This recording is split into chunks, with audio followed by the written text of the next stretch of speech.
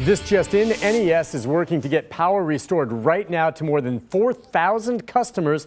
This in South Nashville. Now you are looking at the utilities outage map there. Take a close look. The area affected is clearly around Murfreesboro Pike and Hamilton Church Road. It was just reported in the past 30 minutes, and we're told crews have been dispatched to fix that situation as quickly as possible.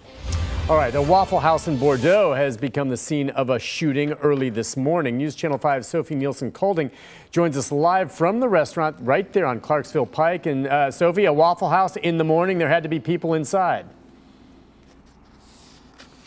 And take a look at the front windows now. You can see where the bullets went through, the spider webbing in the glass around it. 3 shots. That's what police tell me happened this morning. They said a red sedan pulled in, fired at the window, and then peeled back out, went back up Clarksville Pike. Luckily, no one was hurt, even though, you know, this is a popular breakfast place. People come here really early to eat. Now, if you look over at the brick, there are 2 surveillance cameras over there. I asked police, did they pick up anything? They said it all happened so fast within a matter of seconds, and the car pulled in and pulled back out so quickly that they saw it was a red sedan but couldn't really see any other details. They're working on that still this morning to find out whoever did this. Luckily, though, again, as I said, no one was hurt. Live in Bordeaux, Sophie Nielsen-Colding, News Channel 5. More breaking news now. A fire reported at an apartment complex on Old Hickory Boulevard. You know, it had since rekindled, and Dan was out there, right? And saw it spark back up. Yeah, live on the air. Yeah, he's still there. Let's check in with him right now. We know 2 people have been displaced, but Dan, what at this point are they thinking actually even started this fire?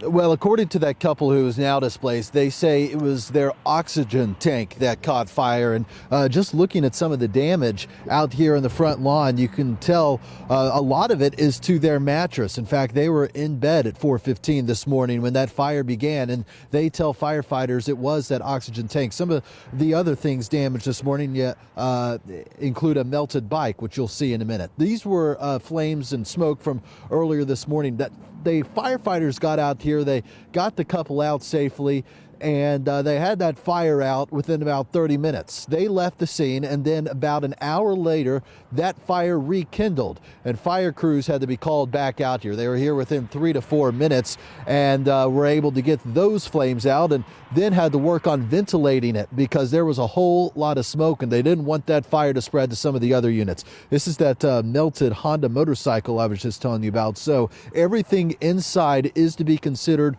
a total loss, but it did not spread to any of the other units. Only 2 people displaced on a very cold morning, though I'm told the Red Cross is assisting them. People in these other apartments are okay, and their homes are livable.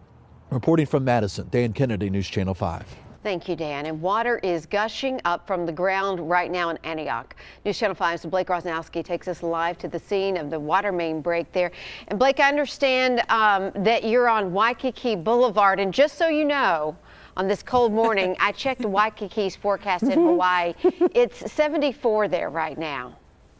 Oh, good. It's not 74 here, I can tell you that much, which is why this is an issue this morning, because we've got this water flowing out from the ground here, and that is leading to some very icy conditions. The water is actually quite a bit warmer, and you can actually see it kind of steaming up from the ground as it flows away. But as soon as it gets anywhere away from that moving water source, it is starting to freeze up. And now luckily, Waikiki Boulevard is a residential area, so we're not seeing any major traffic. We're not seeing any major movement or people going fast through here. However, it's still very slick for those people who are coming through. I've seen several different people sliding on here as they're trying to move through. So definitely important to keep an eye out for that and make sure you're taking it slow. The water main break, obviously an issue here, but we're seeing some of these slick conditions all throughout the neighborhood areas around the Middle Tennessee area. So making sure before you hit the main roads, you're taking it slow. Live in Antioch, Blake Rosnowski, News Channel 5. Blake, thank you. And new this morning, a Madison man is found dead counties away, and police need your help figuring out what happened. The body of Dustin Sanker was found in the woods off Long Branch Road just before dark Sunday. His body has been sent for an autopsy. No other information, though, about how his body was found has been released, but they're calling this death suspicious. If you have any information, call the Lawrence County Sheriff's Department. Happening today, the man accused of shooting his former boss in the face is due in court. Ronald Kirby was arrested last week after walking into his old place of employment in Burke Belshire and shooting the business owner. Kirby is charged with attempted murder and 3 counts of aggravated assault. His boss was taken to Vanderbilt with some serious injuries. Also in court today, the man accused in the first murder of 2018 in Nashville. Police say James Moore Jr. shot and killed Devario Kendricks last week on Jefferson Street. Moore is charged with criminal homicide. And Nick, the car stolen from a woman shot and killed in Madison has been found, but her killer is still on the run. Metro Police discovered Maria Brown's Nissan Altima about 10 minutes from where she was shot Monday night in a carjacking. Investigators say Brown was visiting family at the Highland Cove Apartments when the gunman fired a shot through the passenger window. The shooter removed the 29-year-old and her passenger from the car before taking off. Contact Crime Stoppers if you can help police with this case.